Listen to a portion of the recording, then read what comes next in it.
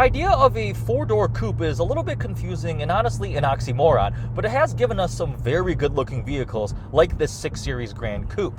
Based off of the regular 5 Series, it has the exact same wheelbase, but you lose out on legroom and headroom. In exchange for these compromises, you do get a much sexier exterior than a 5 Series sedan.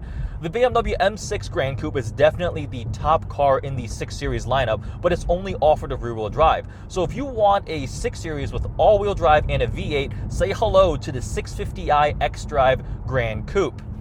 When stock, the 650 made 445 horsepower and 480 pound-feet of torque. 0 to 60 would happen in 4.6 seconds.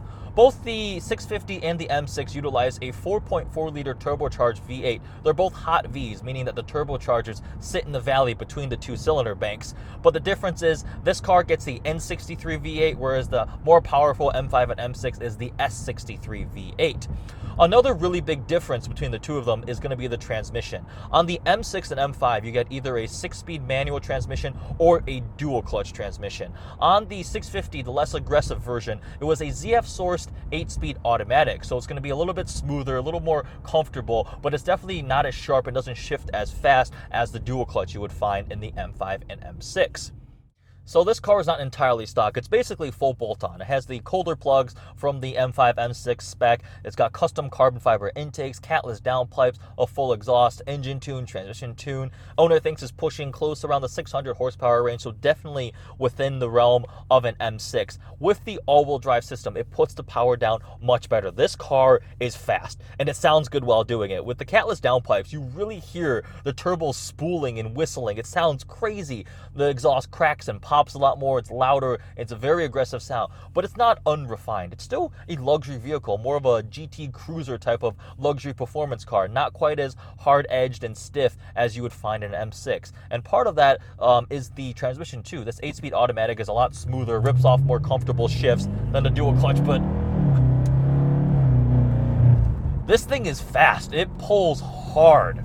From a styling standpoint, the 6 Series Gran Coupe looks great. It's wider and lower and slightly longer overall than a regular 5 Series, but it's just the overall swoopy, like the swoopy roofline that makes the 5 Series sedan look boring in comparison. This vehicle has been modified exterior-wise. You got the Tiffany blue wrap around it, full carbon fiber front splitter, rear diffuser. You can see the exhaust. It's currently in winter mode, so it's on the stock wheels, the silver ones. During the summer, it's on these really cool-looking Vorsteiner wheels that are blacked out. It looks wide and mean. It's not going to be as aggressive as the M6 would be. The front fascia and such aren't as aggressive, but the overall shape of the car is the Gran Coupe look, and I love the way this car looks. On the inside, it's also very nice. I mean, the differences you would get between this and an M6 are going to be maybe some trim pieces. The steering wheel is different, and the seats, I think you can get more aggressive seats in it, but these are pretty nice seats too. But pretty much the same iDrive controls there, the same slightly confusing BMW shifter is here. This car is comfortable on the inside. Rear legroom, like I said, is less than the 5 Series, so it's not as great there. But in the front seats, it's comfortable. It rides very well. This car has been on many long road trips, on rallies and such, and it's very smooth and comfortable and just shockingly quick. I viewed this since my friend, I met him with this vehicle, it was almost like he made a homemade Alpina B6, because starting with the 650, it was going to be a little more luxury oriented, and he tuned it up to make it as powerful as an M6, which is kind of the Alpina recipe. They do some exterior styling changes, the Alpina wheels, they change the front fascia, and then they make the 650 V8 up to like 500 plus 600 horsepower compared to the M6. And the big difference there is Alpina B6, you get all-wheel drive, just like the 650. You get xDrive, so it's usable in the snow. It puts the power down better when it's rain, inclement weather, whatever's going on. You were more confident in this car than the absurdly tail-happy rear-wheel drive M5 and M6.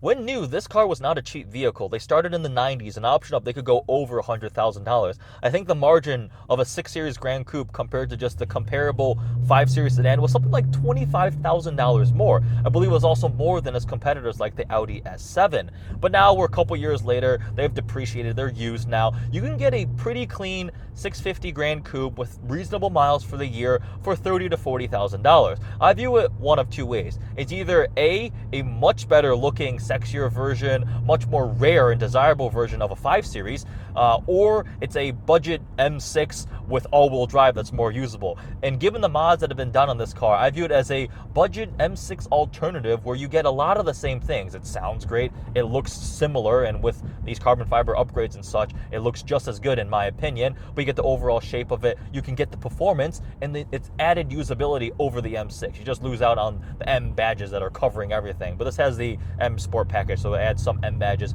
back in. Overall, I've been really impressed of trying out this 650.